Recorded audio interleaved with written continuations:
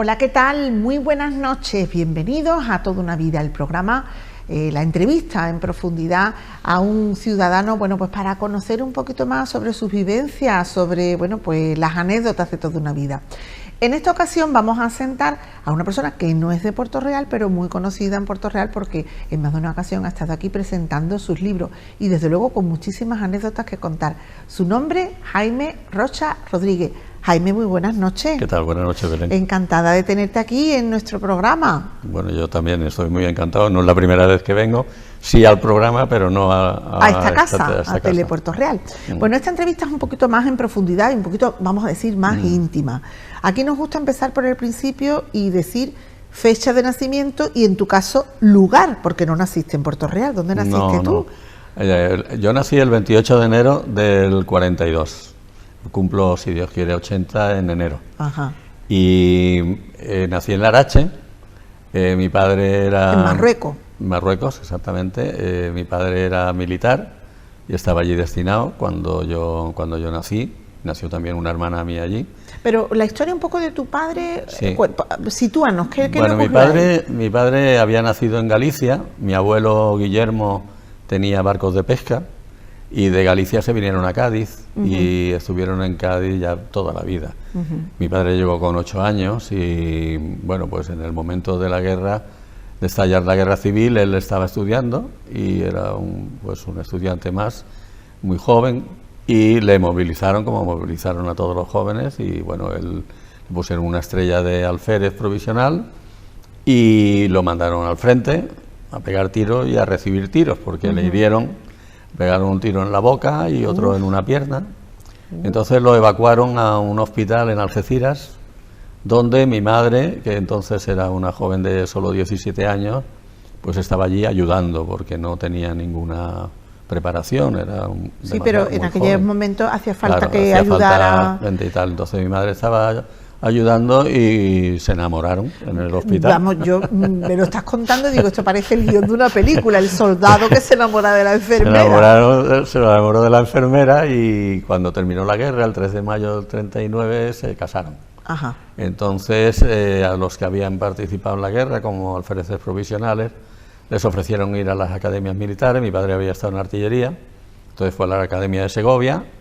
Y cuando terminó los estudios en la Academia de Segovia lo destinaron a Larache, Marruecos, donde nacimos mi hermana Loli y yo. Luego fue a Valencia. Y yo ¿Tú tienes recuerdo? Porque, ¿qué años vivisteis en Marruecos? Pues 3 años, del 42 que nací yo al 45. ¿Y tienes recuerdos de Marruecos? No, he visto algunas fotos mías de esa edad y tal que conservo, pero no recuerdos vivos no tengo ninguno. Y de ahí os trasladáis a Valencia. De ahí a Valencia, sí. Y ya yo estoy en Valencia, entro en los hermanos maristas, el colegio de los hermanos maristas, donde todavía conservo muchos amigos, muchos compañeros. Y en el año 54 mi padre tenía que hacer un curso en Madrid y entonces pues me mandan a Cádiz con mi abuelo Guillermo, mi abuelo y mi abuela Rita. Y ahí terminó el bachillerato en el colegio de San Felipe Neri, y al terminar el bachillerato yo quería ir a una academia militar de ejército de tierra, como mi padre, concretamente prefería ir a artillería, pero que todos los compañeros del colegio, bueno, un grupo importante de compañeros del colegio, iban a Marina. Entonces me convencieron y me presenté a la oposición de la Armada, ingresé. Además, una edad 60. En la que lo que te digan tus compañeros. Claro, porque además anda que vamos todos juntos, nos preparamos en una academia que había en San Fernando, Garófano, magnífica academia, ingresaba un porcentaje muy alto de alumnos y tal. Y bueno, pues ingresé en la Armada, salí en el 65. Pero vamos a detenernos un poquito. Esos estudios, o sea, cuando uno dice, bueno, voy a estudiar para marino. Me imagino mucha matemática, mucha física. Claro, sí, ¿no? Fundamentalmente ciencias, sí. Es una carrera de ciencias.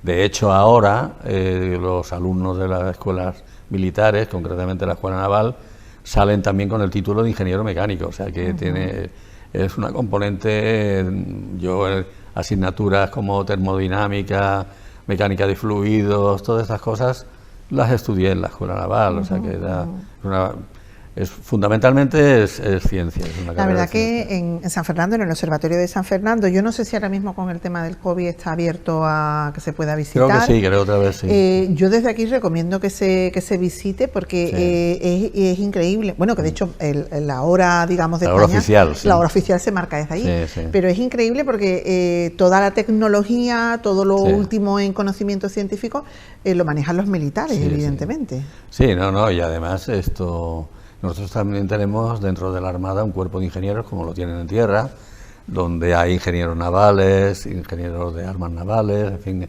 son ya especializaciones muy concretas en algunos temas, muy específicos, donde efectivamente pues la preparación es una preparación técnica de primerísimo nivel. Aparte, pues también tengo compañeros que han hecho esa especialización en Estados Unidos o en otros sitios y tal, y puedo decir que la preparación es fundamental y en este caso concreto, por lo que yo conozco de la Armada, pues de primerísimo nivel, ¿no? Bueno, terminan los estudios y bueno, pues toca navegar. ¿Y cómo te adaptas tú a esa situación? Pues muy bien, muy bien, muy bien. Yo lo he pasado estupendamente, he navegado muchísimo. Tengo un defecto, yo creo que de nacimiento, que no se me ha corregido, es que cuando piden voluntarios para algo, yo levanto la mano siempre.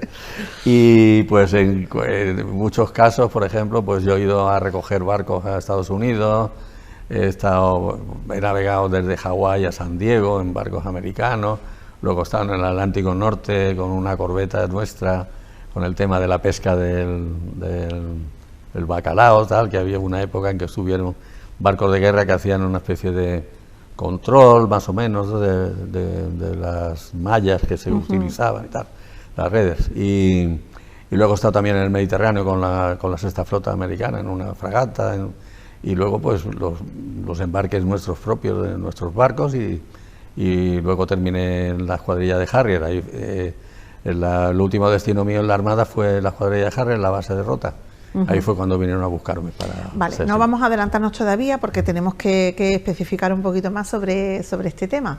Para los que somos desconocedores, ¿no?, de las labores que hace la Armada, ¿no?, estáis un poquito ojo a visor y de hecho, bueno, se ve en las noticias, ¿no?, todo el tema de piratería, todo el control de las fronteras, digamos, ¿no? También. Claro, sí. Ahora mismo, por ejemplo, me parece recordar, porque yo estoy suscrito a la revista de la Armada, y en la revista de la Armada te publican un mapa mundi con los sitios donde hay desplegadas fuerzas españolas, ¿no? Pues estamos prácticamente en todo el mundo, tanto ejército de tierra como aviación, como la Armada, ¿no? En la operación de Atlanta en el Índico, con el tema de la piratería que acabas de mencionar, pues siempre hay compañeros constantemente. Son periodos de 6 meses, a los 6 meses están 6 meses fuera de sus casas y a los 6 meses tienen un relevo. Claro, es una vida muy dura para las familias, fíjate, porque yo tengo 5 hijos, ¿no? Y yo ahora soy más consciente que entonces pues el impulso juvenil y las ganas de aventura y de salir y de ir a tal sitio y tal otro y tal, pues te hacían eso, levantar la mano, ¿no? Y muchas veces no eras consciente de que dejabas una familia aquí, que dejabas una mujer, que dejabas 5 hijos, todos pequeños, todos seguidos, uno detrás de otro.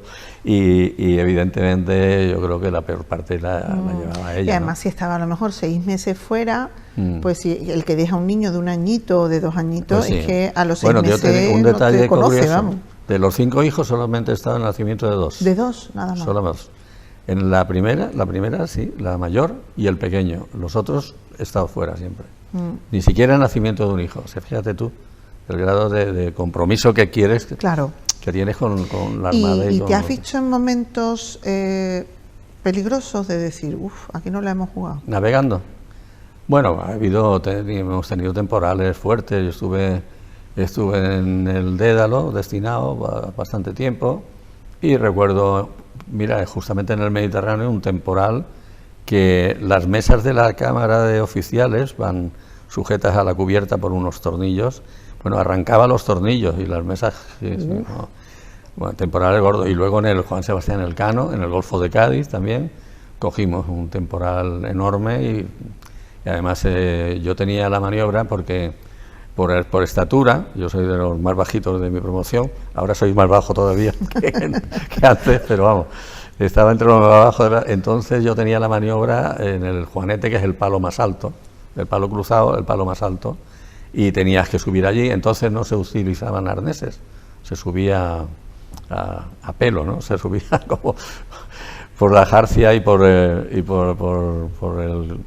arraigada de la cofa, ¿no?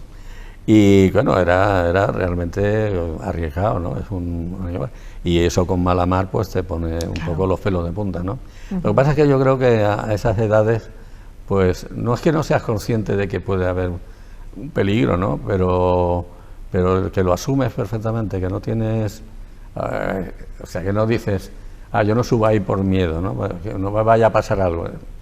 No piensas que te va a pasar algo. Dices, hay un riesgo, pero es asumible y si no, no me mandarían. Piensas, claro, ¿no? Si esto no fuera asumible, mis jefes no me mandarían subir ahí. Entonces, bueno, pues sí, temporales, sí. En Terranova cogíamos unos temporales tremendos con témpanos de hielo pegándonos en los costados, tener que cambiar el rumbo y ir otra vez para abajo. Sí, evidentemente se cogen temporales, claro que sí, sí. Y eso al final es un cascarón, porque claro, en la inmensidad del océano, cualquier barco, por muy grande que sea, como era el Dédalo, pero claro, te coge un maretón de estos fuertes. Jaime, una de las vivencias que a ti te ocurre es precisamente lo que tú narras en tu primer libro. Y tiene que ver con, bueno, pues con que llegasteis a interceptar eran armas, ¿no? Concretamente, lo que estaba transportando. Para la ETA. Sí, eso ya dentro del CSIC. Ya está. Perdón, yo creí que había sido... No, eso fue ya dentro del CSIC. Vale, pues entonces no nos adelantamos y vamos a... Tú estabas como marino, tenías tu destino en Rota. En Rota, sí. ¿Y qué ocurrió? Un día me llaman por teléfono, me invitan a una cerveza en el Hotel Atlántico, y yo llego allí, eran unos compañeros que estaban ya en el CSIC. Se creó en el 77, que era la fusión del Servicio de Inteligencia del Alto Estado Mayor con el Servicio de Inteligencia de Presidencia del Gobierno. La fusión de esos dos crean el CSIC en el 77. Entonces, a finales del 78 es cuando me llaman, voy al Hotel Atlántico, nos tomamos una cerveza envenenada, iba muy envenenada. Y entonces me dicen que bueno que necesitaban que me incorporase al CSIC. Yo le pregunté qué se hacía allí, me dijeron que ya me enteraría cuando entrara. Le pregunté que si creían que servía, me dijeron que sí, que pensaban que sí. Y por preguntar, pues pregunté si se ganaba más dinero y me dijeron que no se ganaba más dinero, que el dinero era el mismo, el sueldo de Marina exactamente igual y ya está, ¿no? Uno desde fuera lo piensa, ¿no? Y dice, bueno, los servicios de inteligencia, el CSIC, ¿qué hacen exactamente? Claro, pues eso es lo que yo pregunté. ¿Qué estáis haciendo en la oficina? Bueno, pero ¿qué tengo que hacer ahí dentro? Y luego la verdad es que dentro de un servicio de inteligencia hay muchas especializaciones, ¿no? Ahora, por ejemplo, están muy demandados los hackers, ¿no? Por todo este tema de la guerra cibernética, que es tan importante. Entonces, todos los servicios de inteligencia están haciendo un esfuerzo grande en tecnología y en personas preparadas, ¿no? Para evitar los ataques informáticos y todo eso. Y no sé, supongo que a lo mejor también para hacer alguna cosa mala.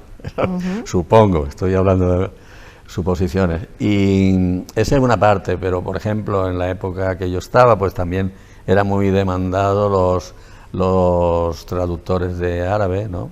Gente con filología árabe y tal, entonces pues se iba a las universidades a captar gente joven con esa especialización y tal. Y dentro del servicio, como te digo, aparte de eso, pues están también los analistas, que son personas que tienen una preparación especial sobre un determinado tema, o sobre un determinado país, o sobre un determinado tema dentro de un país, como puede ser, por ejemplo, las Fuerzas Armadas de Marruecos, ¿no? Entonces, esas personas, que es lo que llamamos analistas, que reciben un montón de información de servicios amigos, de fuentes abiertas, como la prensa o cualquier otra, de las propias fuentes, clandestinas o no, que tienen el servicio, y todo eso lo tienen que analizar y sintetizarlo de tal forma que lo que hace al final es un pequeño resumen de todo, naturalmente lo más importante, que es lo que luego se transmite a las autoridades nuestras, al gobierno, a Su Majestad el Rey, a las autoridades, ¿no? Entonces, fíjate la capacidad de síntesis que tiene que tener, primero de evaluar la fuente, segundo, evaluar la información, y de todo eso sacar una síntesis con solo lo más importante, ¿no? Esos son los analistas.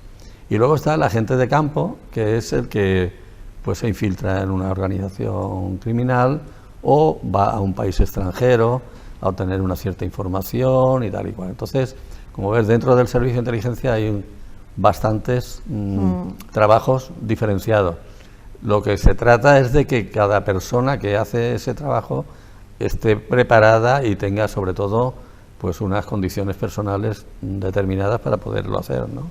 Como es el caso de la gente de campo. La gente de campo no se improvisa, eso tiene que tener unas cualidades personales determinadas que se nace con ellas o no se nace, ¿no?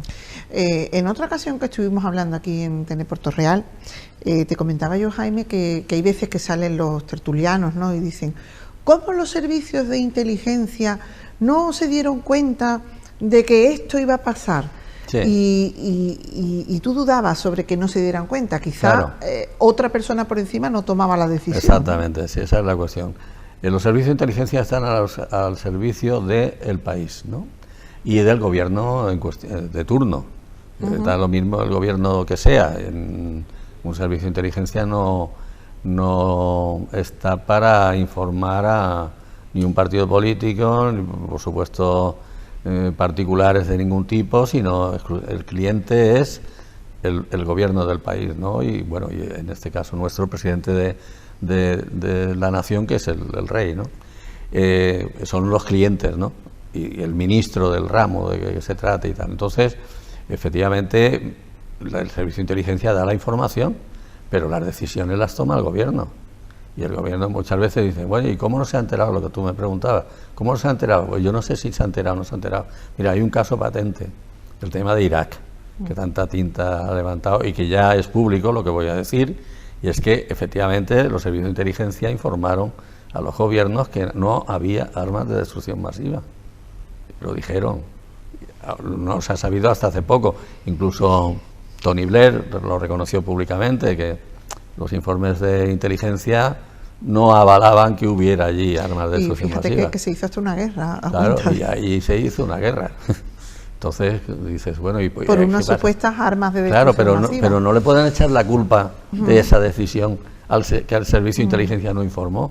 El servicio de inteligencia normalmente informa con mucha veracidad, se califican las fuentes, se califica la información, se contrasta. O sea, no es que llega una información y se mira esto, pum. No. Antes de pasarle la información al gobierno se contrasta convenientemente y se ve la fuente de la que proviene, todo eso se analiza minuciosamente y ya cuando se tiene una cierta seguridad, nunca podrá ser el 100%, lógicamente, pues entonces es cuando se informa, ¿no? Pero claro, la decisión la tienen siempre los gobiernos. Y pueden hacer caso o no pueden hacer caso. O pueden tener ellos otras informaciones procedentes de otras fuentes. Que a lo mejor... tenemos ejemplos, ¿no? Cuando ocurrió en Barcelona, ¿no? En el atentado, había cierta información que se había trasladado a España, ¿no? Sí. Incluso, no recuerdo el nombre del imán, ¿no? No sé si fue Bélgica, pudo ser el país que nos informó, que no recuerdo muy bien. Me parece que sí, no recuerdo, pero creo que sí. Este hombre, digamos que este imán, que estaba catalogado como peligroso, se había trasladado a España. Que esa información se manejaba. Lo que pasa es que, claro, que ya está ahí en la decisión del político. Claro. También muchas veces, si a lo mejor se toma una decisión, parece que se puede saltar una alarma, que a lo mejor no... Yo no juzgo las decisiones de los políticos, faltaría más, porque yo no tengo la información que tienen ellos. Claro. A lo mejor te puedo decir, bueno, sí, el servicio de información me dijo esto, pero yo a la vez tenía otra información procedente de otro circuito y que decía lo contrario, y yo pues opté por eso. O sea que yo no tomo ahí partido en cuanto a que... Ahora, lo que sí me consta, porque es así, lo he vivido, que la información que es muy rigurosa y además con un montón de garantías, ¿no? Que cuando se informa de una cosa de esas se tiene la garantía de lo que se dice la verdad, ¿no? Bueno, nos habíamos quedado en que te invitaron a esa cerveza que tú llamas envenenada, porque ya a partir de ahí te convertiste en uno de ellos. Fiché por el servicio y ya está. ¿Y a dónde te vas a trabajar? Pues entonces me quedo en Cádiz, ¿no? Una temporada. Estaba ahí, pues yo entré en el 79, bueno, fui a hacer un curso, había que hacer un curso selectivo en Madrid, y era teórico práctico. También cuento en la primera novela algo del curso. Y bueno, pues una vez superado ese curso, pues vengo destinado a Cádiz, ¿no? Y estoy en Cádiz hasta el 83. Entonces, pues aquí tengo algunos episodios como el de la célula de la Stasi, que estaba en la base de Rota, que también lo cuento en la segunda novela, que aunque lo cuento en la segunda novela como si fuera en el tiempo que yo estaba en Checoslovaquia, en realidad pasó antes, ¿no? Lo que pasa es que me ha parecido interesante contarlo. Y como estaba hablando de otras cosas en esa novela, digo, pues encaja bien, yo creo que ha quedado bien. Sí, porque digamos tú en tus libros, esos episodios que son reales, pero le has puesto tinte... Claro, épocas distintas, y los nombres, por supuesto, son distintos y y tal. ¿Qué ocurrió exactamente? ¿Cuál es la Pues mira, ahí había... El caso es que nosotros nos enteramos tarde de eso. Vamos, yo me entero cuando muere uno de la célula, ¿no? Que era un alemán de Alemania del Este, descendiente de españoles, ¿no? Casado con una alemana, los dos eran ingenieros, habían estudiado en la Universidad de Dresde, mecánica, y él había hecho el servicio militar en la Armada de Alemania del Este. Entonces ellos se vienen aquí y tienen un enlace, que es un yugoslavo, que es el que les facilita la casa en Rota, y es el que le facilita pues el trabajo, porque él entra a trabajar en una agencia de viajes como intérprete de alemán y hace excursiones con grupos a la Costa del Sol y tal, y ella entra en la empresa nacional Bazán y están trabajando para el servicio secreto de Alemania del Este. O sea, eran espías directamente. Claro, eran espías. Y estaban informando de los movimientos de los barcos de la base de Rota, y estaban informando de los nuevos proyectos que había en la Bazán y tal. Y ella es la que se niega a seguir, o se niega siquiera, no sé si ella llegó a pasar alguna información importante, pero ella es la que se opone a seguir con eso. Ella estaba muy contenta aquí en España, era una nueva vida, habían salido de una Alemania en muy malas condiciones. Y para ella, pues esto era eso, tenían un niño pequeño. Entonces, ella es la que se niega, y él, en una excursión que hace con turistas alemanes a la Costa del Sol, se siente indispuesto, lo ingresa en un hospital y muere en el hospital. Uy, qué extraño, ¿no? Entonces la empresa le manda a hacer la autopsia, por si el tema laboral, si ha muerto en trabajo, ha muerto en realidad trabajando y tal, para ver las causas de la muerte y tal. Entonces resulta que muere envenenado. Sí. Entonces a mí, cuando me informan de eso, me tengo que informar, aunque cuente cosas en la novela, pero en fin, me tengo que informar si ella también está dentro del tema, ¿no? Y además saber que ella pudiera estar implicada en ese envenenamiento. Claro, a ver hasta dónde ella llegaba, ¿no? Porque él muere y yo me entero, pues habían pasado ya 2 o 3 meses, ella sigue con su rutina de su trabajo, tal, su niño en su colegio, todo normal. Y entonces yo me entero que hay una excursión de la Bazán a una bodega de Jerez, donde ella va a ir con su niño. Yo me meto en el autobús con los empleados de Bazán, vamos a la bodega, a Jerez, y yo llevo una cámara de fotos, una Voigtlander, me acuerdo, y hago fotos, mira, ponte ahí y tal, te hago una foto y tal. Le hago una foto al niño, le hago una foto a ella, le hago una foto al grupo, tal. Y le digo a ella, bueno, te las llevo, ¿dónde quieres que te las lleve? Tal, no sé qué, y te las dejo en la Bazán. Y dice, no, es que, dice ella, yo vivo en Rota, yo sabía de sobra dónde vivía, vivo en Rota, y digo, pues mira, yo estoy en un hotel en Rota, te las llevo a tu casa y tal. Y entonces se la llevé a su casa y empiezo a establecer una cierta amistad, relación, tal. Y le pregunto por el marido me dice, ha muerto, tal, no sé cuánto. Y al principio no reconoce nada, hasta que llega un momento, pues yo no sé si fue la segunda, la tercera visita, quizá un poco más, ya se derrumba del todo y ya se pone a llorar y ya me dice que lo que ha pasado y tal y cual. Y me habla del yugoslavo. Entonces empezamos a buscar al yugoslavo. Y nos enteramos que estaba en una pensión en Cádiz, en la calle Ancha, que se llamaba el Mesón del Duque. Y entonces empezamos a establecer una vigilancia de la pensión para cuando llegara. Y efectivamente, él llega de viaje a alojarse en la pensión y aparece muerto también en su habitación. Vamos, esto es más interesante. Ya no cuento más.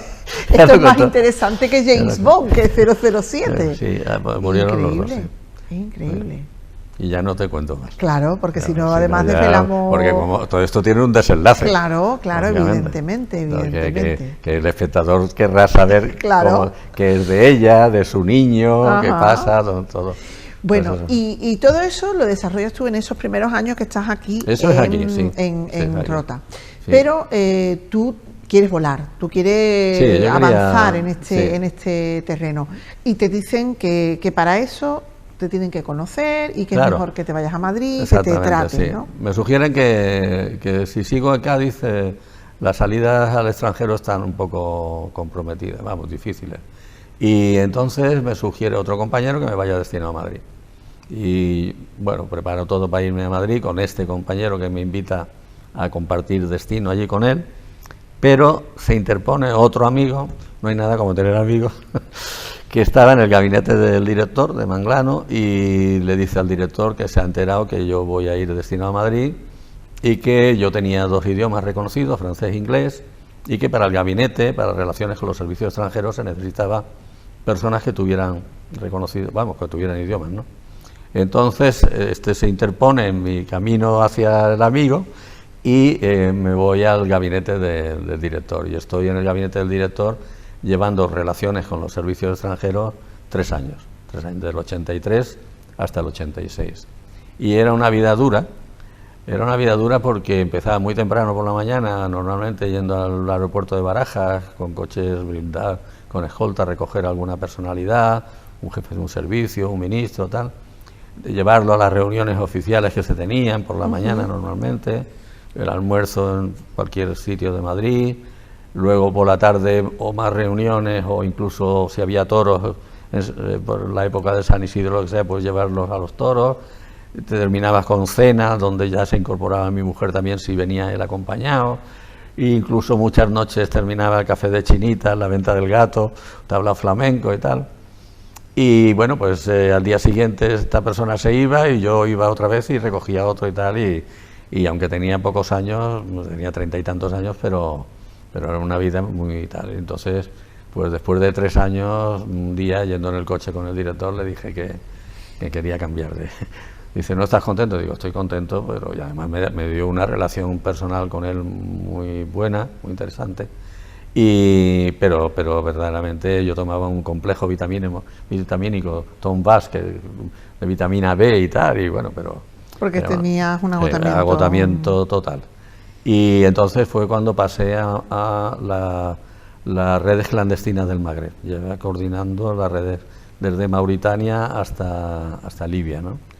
Y ahí estuve otros 3 años. Y ahí es cuando Operación El Dorado Canyon.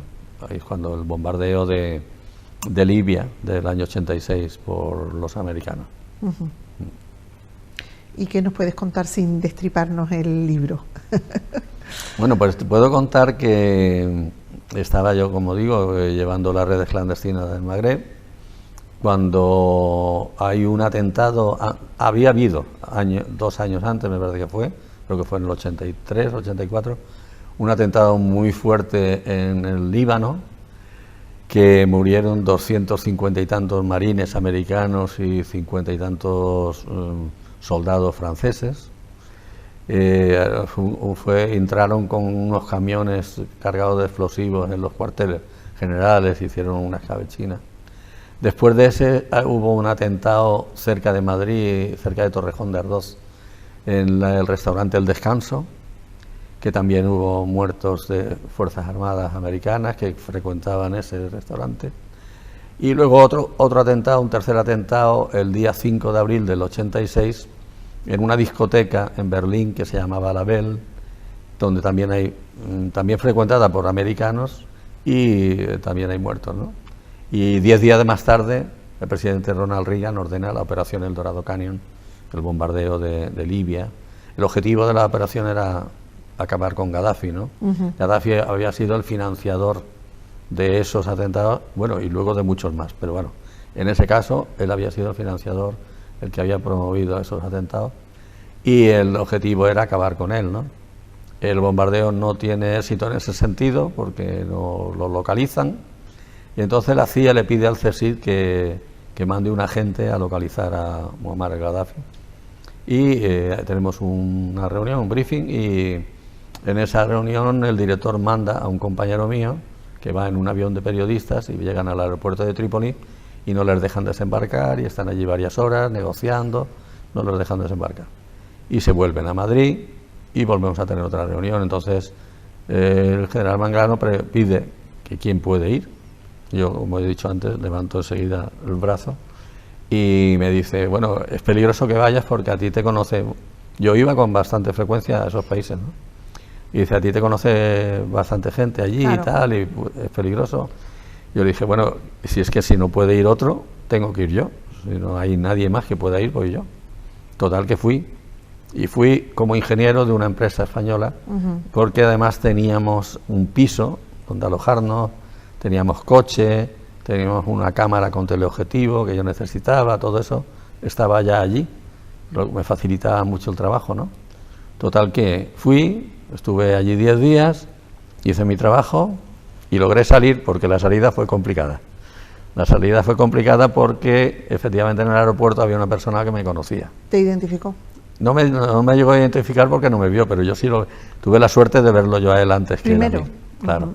Entonces yo tenía un vuelo a Roma y me fui al mostrador de Lufthansa, que había un vuelo para Frankfurt, y en vez de irme por Roma me fui por Frankfurt cuando ya el otro se había marchado y ya no me podía identificar. Entonces, en cierto modo, lo que vemos en las películas es real.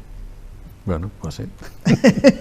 Quiero decir que hay situaciones en las que hay que salir por patas. Sí. Bueno, he tenido que salir por patas no solamente esa vez, también de Marruecos he salido con la policía detrás, con un coche de la policía siguiéndonos los talones, y tuvimos que coger, iba con otro compañero, y tuvimos que, también de Marina, por cierto, de mi promoción, y tuvimos que coger un avión en Tánger para Barcelona, que fue lo primero que vimos para salir corriendo, país. O sea que lo de salir corriendo, sí. Sí. Bueno, ¿el siguiente destino es Checoslovaquia? No, antes de eso paso por un organismo que era donde yo iba a ir con mi amigo y que se frustró porque me fui al gabinete del director, que se llama Infraestructuras Operativas, que es un organismo encargado de crear las empresas pantalla.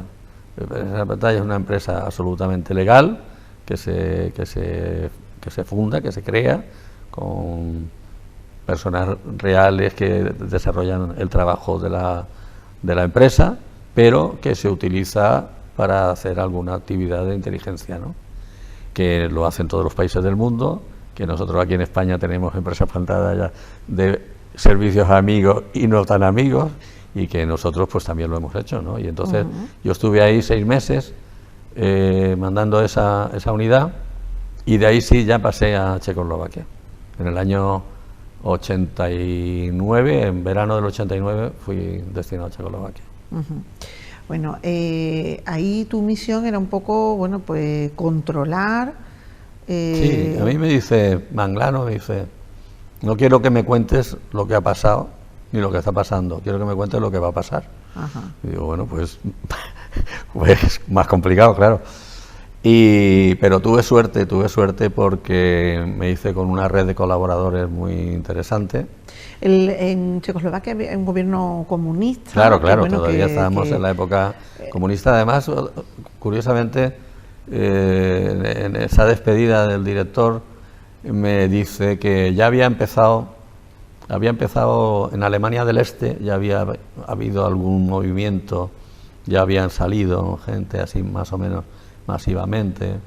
En Hungría y en Polonia ya empezaba también el sindicato Solidarność con Lech Walesa, y en Hungría también. En fin, que en algunos países de la Europa del Este ya había un movimiento contestatario hacia los regímenes comunistas tan fuertes, ¿no?, que había, ¿no?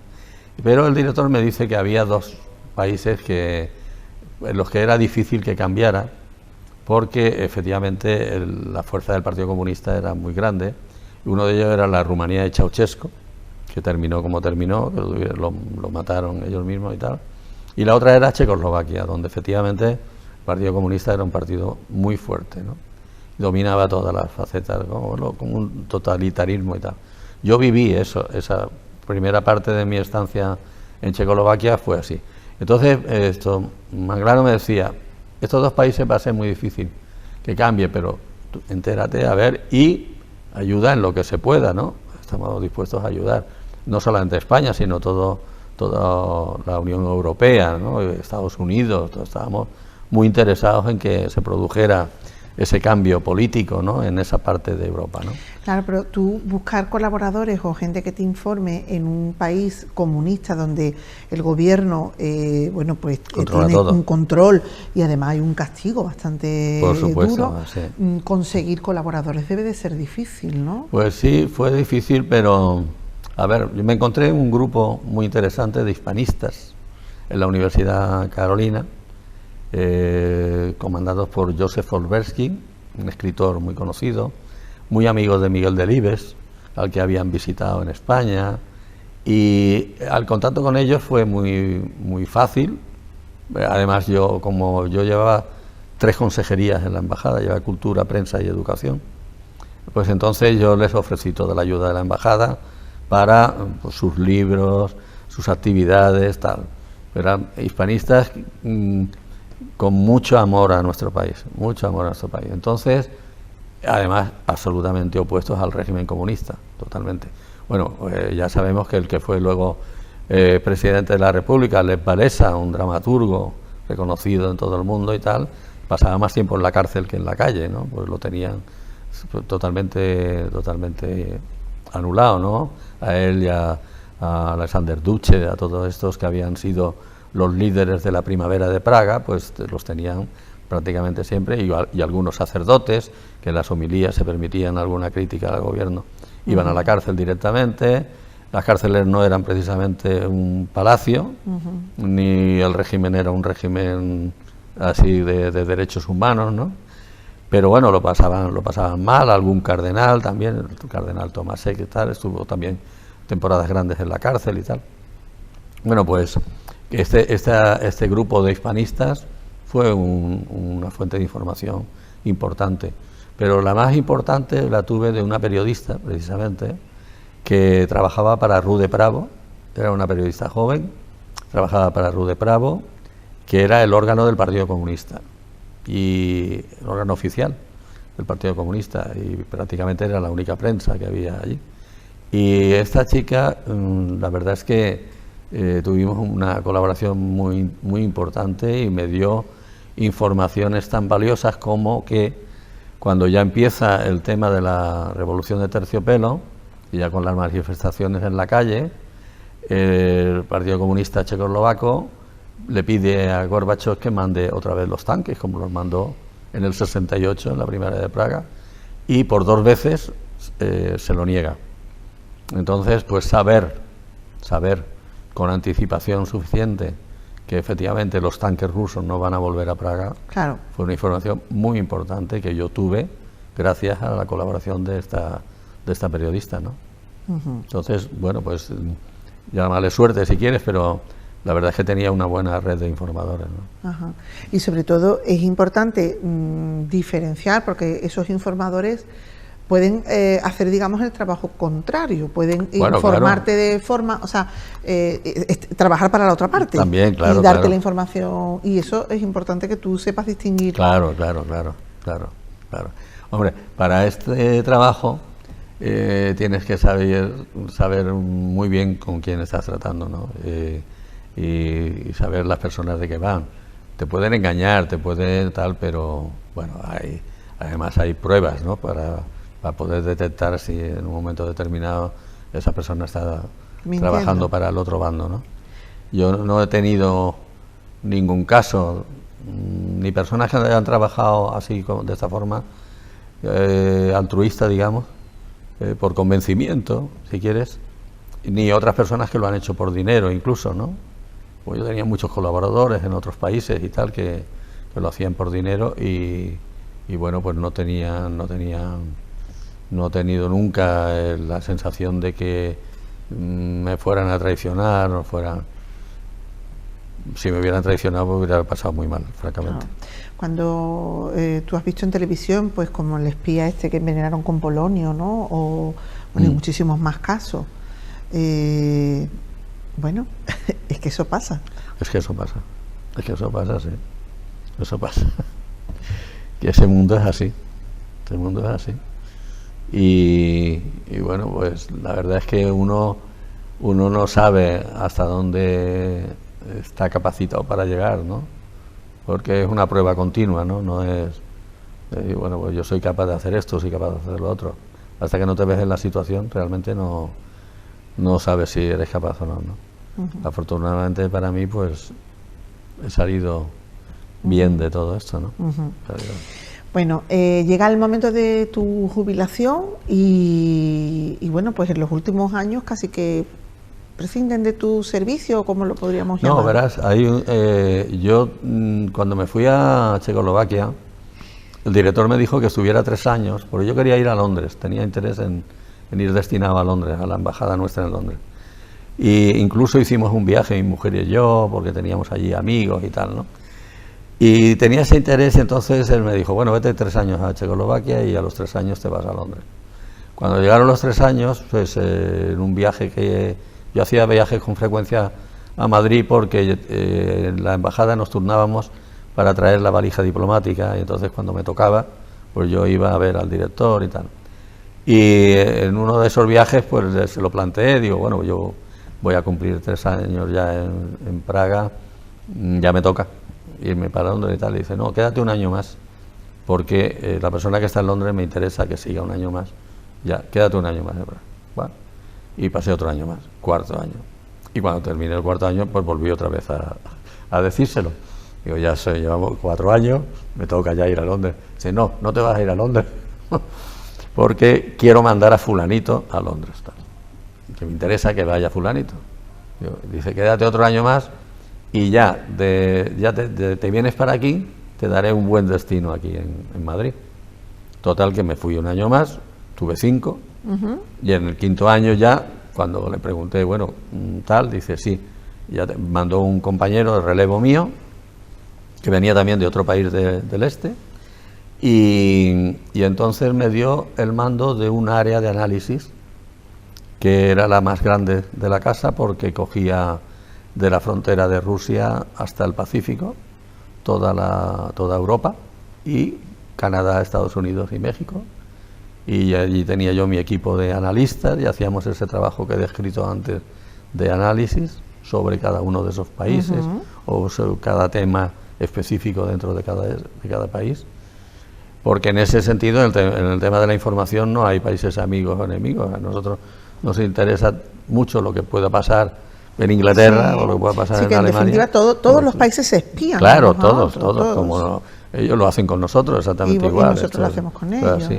Pues entonces estuve ese tiempo ahí, y hasta que en el año 96 me ofrecieron una subdirección general en Moncloa, y bueno, lo acepté, y luego se frustró porque hubo una persona que no quería tener allí en Moncloa a nadie procedente del CSI, y me quedé en la calle.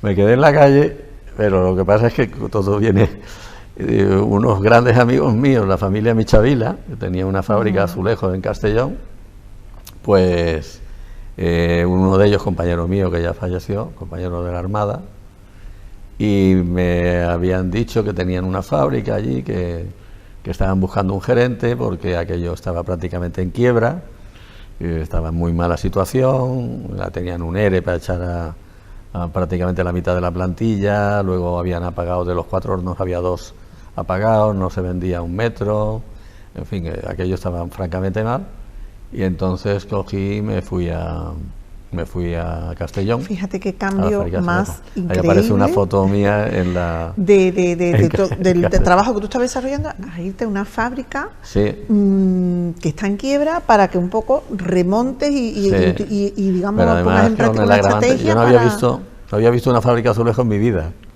En mi vida, la primera que vi fue aquello. Cuando llegué me dio una impresión tremenda porque aquello era el Silicon Valley del azulejo, esa es la zona aquella de Castellón, Alcora, todos aquellos pueblos, había, la época aquella me parece que había como 220 fábricas. O sea, el núcleo central está allí porque las minas de arcilla están en Teruel, en Castellón y tal, entonces las fábricas, el grueso está allí. Había luego alguna en Cataluña y alguna también por Madrid, pero 1, 2 tal, pero bueno, Roca estaba en Cataluña precisamente, pero vamos, la inmensa mayoría, y la más importante, Porcelanosa, Tau, todas estaban allí en Castellón, ¿no?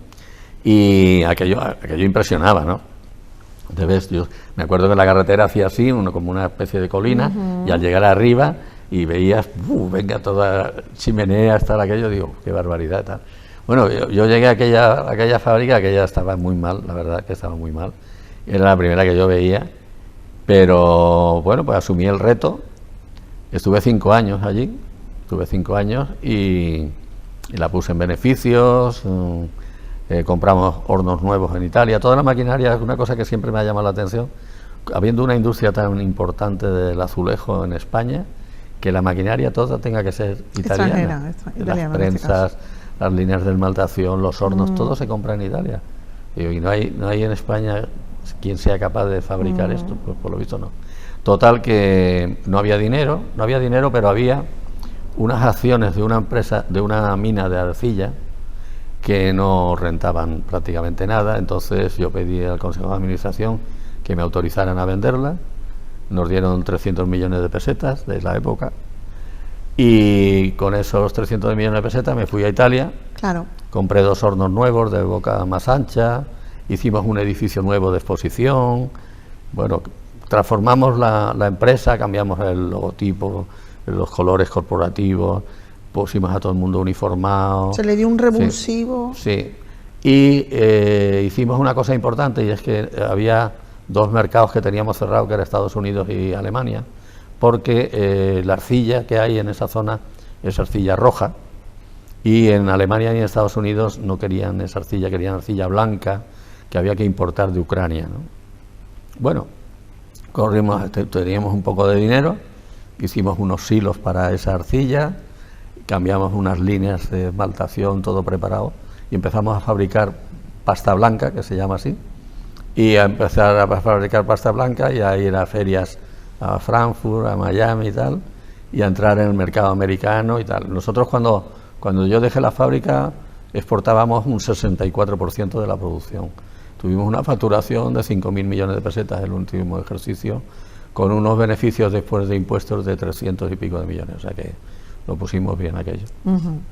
Para no tener ni idea, está bastante bien, ¿verdad? Llega el momento de tu jubilación y es cuando tú piensas, bueno, pues yo tengo que escribir, yo tengo cosas que contarle al mundo. Sí. Pero fíjate que yo la idea era escribirlo para mi familia, ¿no? Si tú digamos que esto nace con una idea muy poco ambiciosa de que se quede plasmado y de que tus familiares y demás lo puedan... Sí, no, para nada pensaba... ¿Tú no te imaginas que el libro, el primero de los libros, iba a llegar a impactar de la manera que impactó? Para nada, porque además no pensaba ni publicarlo, ¿eh? Yo, de hecho, cuando lo terminé... yo empiezo en el 2014, más o menos, a ratos perdidos, y un día les comenté a mis hijos que estaba escribiendo una novela para ellos y tal, y a partir de ese momento no me dejaban en paz. Papá, la novela. Total, que en agosto del 18 la terminé, ¿no? Y se lo dije, dejarme en paz, que ya está la novela terminada. Y total, que no tenía, empezó a hablar con una autoedición, ¿no? Una editorial de estas que te hacen autoedición y tal. Y estando en Madrid y hablando con la autoedición, tengo una entrevista con Ángel Expósito, porque Ángel Expósito, yo le conocí, le invité a venir a Jerez. Recordamos que Ángel Expósito, por si alguien se ha perdido, es periodista de la cadena de la COPE. Fue director de ABC y tal. Y es un hombre que está muy sensibilizado con la gente que lo pasa mal, y él se va a la frontera de Venezuela, y él se va a sitios en conflicto y tal. Y entonces yo un día le dije, mira, tú tienes que conocer Madre Coraje, que es una ONG que nació en Jerez, que estamos en toda España, llevamos 30 y tantos años trabajando en el Perú, estamos también en Mozambique, tal, no sé qué. Se vino a Jerez, hizo un reportaje precioso, con consecuencias muy positivas para Madre Coraje, porque hubo donativos y bueno, claro. Entonces, después de eso, yo estuve allí, me invitó a la emisora para dar las gracias y tal, y lo hice. Bueno, pues estaba un día tomando una cerveza con él, y tenía mi novela encima de la mesa, y me preguntó, ¿eso qué es? Digo, pues mira, es una novela que he terminado hace poco. Ahí aparece una foto de Ángel con mi primer libro, fue un libro de artículos que publiqué antes de eso. Y porque yo estuve escribiendo en periódicos desde hace mucho tiempo, ¿no? Prácticamente desde que llegué a Cádiz, en La Razón y el Diario de Cádiz, fundamentalmente. Y bueno, total, que me preguntó qué era aquello, le dije que era una novela, que me preguntó de qué va, y le cuento, ¿y qué vas a hacer? ¿Tienes editor? Digo, no, estoy hablando con, hombre, esto merece la pena una editorial grande, total, que él la mandó a una editorial, y esa editorial me escribió al cabo de 3 o 4 meses diciéndome que tenían una cola de 1 año, que iba a tardar mucho, que tal, y que, bueno, pues nada, que no lo iban a publicar, ¿no? Otro día estoy tomando café con Jesús Maeso de la Torre, un escritor muy conocido y amigo mío también me pide la novela, se la mando, me dice, si me gusta te ayudo a publicarla, y si no me gusta te digo que no me ha gustado. Pues le gustó, y entonces él la mandó también a otra editorial grande, donde él publica, y en esa editorial me escribieron diciendo que me pusiera en contacto con un agente literario, y me dieron unos nombres de agente literario. Total, segundo intento, nada. Yo seguía con mi idea de la autoedición, ¿no? Pero vino Manolo Pimentel a dar una conferencia en Cádiz, el que fuera ministro... El que fue ministro de Trabajo. Y le entregué la novela, se la llevó, él tiene una editorial en Córdoba, se llama Almuzara, y se llevó la novela, y al cabo de un tiempo me llamó y me dijo que lo sentía muchísimo, pero que ellos están más dedicados al tema de arqueología y de históricos y tal, y bueno, que no encajaba, ¿no?, la novela. Bueno, pues nada, no pasa nada y tal. Tercer intento fallido. El cuarto intento fue con Planeta. Una amiga mía de Madrid, pues que leyó la novela, le gustó y tenía relación con Planeta, y la mandó a Planeta. Entonces Ana Gavín de Planeta un día me llamó por teléfono, me dijo que cuando fuera a Madrid que fuera a verla al despacho. Fui allí y tenía mi novela encima de la mesa, y me dijo, la he leído yo, me ha gustado mucho, escribes muy bien, pero pásala a primera persona, porque estaba toda narrada en tercera persona, ¿no? Y entonces ella me aconseja que lo pase, dice, hay mucha novela y poca biografía, y esto gana mucho pasando. Sí, es un relato personal. Claro, yo se lo agradeceré siempre, porque la verdad es que le dio un giro a la novela importante, ¿no? Me vine a Cádiz, una parte de la novela está narrada en primera persona, la otra es más descriptiva y está pues en tercera persona, como estaba, y se la vuelvo a mandar. Entonces me dice, pues cuando vengas a Madrid avísame y tal. Pues hago lo mismo, la llamo, y entonces en el Hotel Wellington nos reunimos con Carmen Esteban, que es la jefa de Crítica, que es una editorial de Barcelona, de Planeta, del grupo Planeta, pero está en Barcelona, y estuvimos allí charlando, pues como estamos charlando ahora tú y yo, 3 horas, y al cabo de ese tiempo me dijo que lo que le interesaría sería unas memorias mías, ¿no?, que tenían mucha novela, pero que tenían poca y tal. Y yo le dije, bueno, Carmen, a ver, yo las memorias, no sé si las escribiré, pero eso me llevará mucho tiempo, la novela está aquí ya y yo ya la quiero publicar. No, pero fíjate que es que tenemos muchísimo, que no sabes la cantidad de novela que nos llega, tal. Pero bueno, pues muy bien, no pasa nada. Me vuelvo para Cádiz y se publica, en octubre del 19, se publica una entrevista mía en el Diario de Cádiz, bastante amplia, y la editorial Lantia de Sevilla la leen y me localizan a través del periodista que me hace la entrevista, y me hablan y me dicen que han visto la entrevista, que les ha gustado mucho, que tengo muchas cosas que contar, que me animan a que escriba y tal. Y digo, pues no hace falta que me animéis porque yo ya he tengo escrito una novela escrita y se la mando y les gusta muchísimo y ahí empieza ya todo este proceso de, bueno, ya ahora pues ya está traducida al inglés para publicarse en Estados Unidos y el premio este que me acaban de dar, en fin, ya la cosa ha ido... Pero es que además te hablan de, tanto con una novela como con la otra, convertirla en una serie. Ahí está. Hay una reunión en Londres que se hace telemáticamente por el tema del COVID, donde van editoriales y productoras de cine, y mi editorial lleva mi novela y otra más, y la Fox de Los Ángeles se interesa por esas dos novelas, ¿no? Entonces me explica la editorial que las productoras estas hacen lo que se llama una reserva de derechos durante un tiempo, mientras estudian si interesa o no interesa, ¿no?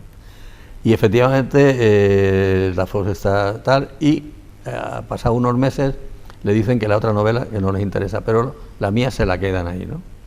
Pero viene todo esto de la pandemia, ¿no? Que se agrava tanto en Estados Unidos como aquí, como en todas partes. En Estados Unidos, además, en la zona de California hay incendios, tal. Y se empiezan a trabajar telemáticamente, bueno, la cosa ya no funciona como estaba. Entonces, yo le pregunto con frecuencia a la editorial, bueno, ¿qué dicen? ¿No? Pues no han dicho nada, tal. Bueno, pues se le habrá que preguntar.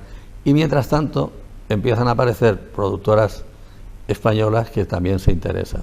Una de ellas, de hecho, es la productora de 8 apellidos vascos. Sí, ¿no? yo he estado con ellos hablando. Sí, ellos tienen mis novelas, lo están estudiando.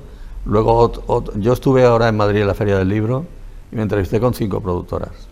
Unos que vinieron de Barcelona, otro que vino de Galicia y de Madrid, y también en Sevilla hay una o dos productoras que están interesadas. O sea, que hay bastantes productoras que están interesadas es que en hacer algo. Sería ya, lo que pasa es que, pero pasa lo siguiente, cuando es una película sobre una novela, un presupuesto ronda el 1,5 millones, 1.600.000 euros, ¿vale? Si hablas de una serie, como está ofreciendo ya la editorial, hacer la serie con las dos novelas, porque además cronológicamente son seguidas, ¿no? Entonces estamos hablando ya de un presupuesto entre 6 y 7 millones de euros, ¿no? Entonces alguna productora me ha explicado que ellos lo que hacen es una especie de maqueta, que es una inversión entre 20 y 30.000 euros, y es lo que ofrecen luego a las cadenas de Netflix o A3 Media o tal. Yo he estado en Telecinco, he estado en varios sitios en Madrid, hablando con ellas, y otros he hablado también por teléfono. La editorial, por su parte, también lo está haciendo. Y bueno, ahora con esto del premio, pues la cosa se reaviva más, ¿no? Porque claro, efectivamente a las productoras el producir una serie o una película sobre una novela que ha tenido un premio internacional, pues ya es un reconocimiento importante, ¿no? Ya no es tirarse al vacío, ¿no? Claro, hay una garantía. Claro, detrás. hay una garantía de que la cosa es buena, ¿no? De que no es una novelucha. No sé si hay noveluchas, pero vamos, no es una novelucha. Es una novela que tiene un premio internacional muy prestigioso, porque ten en cuenta que delante mía han estado Pablo Neruda, Isabel Allende. Estamos hablando de escritores de primera fila. Te digo que sí, que es un premio importante. Sí.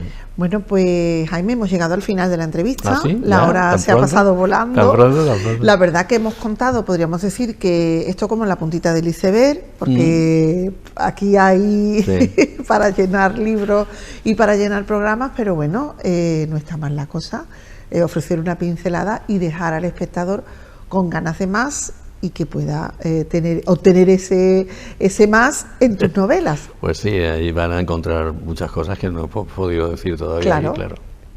Como por ejemplo, bueno, pues todo eso que estábamos hablando de esa espía en Rota, si tuvo ella algo que ver en la muerte del marido ya o veremos, no, eso habrá que leerlo en el libro. Ya veremos. Bueno, pues Jaime, ha sido un placer contar contigo en esta noche, te deseo lo mejor, que se cumpla, bueno, pues ese proyecto y que pronto podamos ver en la pequeña pantalla y en estas plataformas, bueno, pues esa serie sería fantástico, desde luego.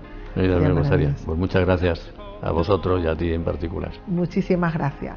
Bueno, pues nosotros nos vamos, les despedimos a todos ustedes que están al otro lado de la pantalla.